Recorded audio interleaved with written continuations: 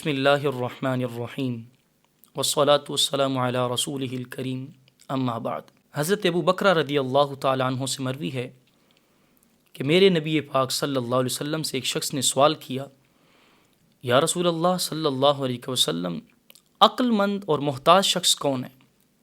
میرے نبی پاک صلی اللہ علیہ وسلم نے ارشاد فرمایا کہ من طال عمرہ وحسن عملہ۔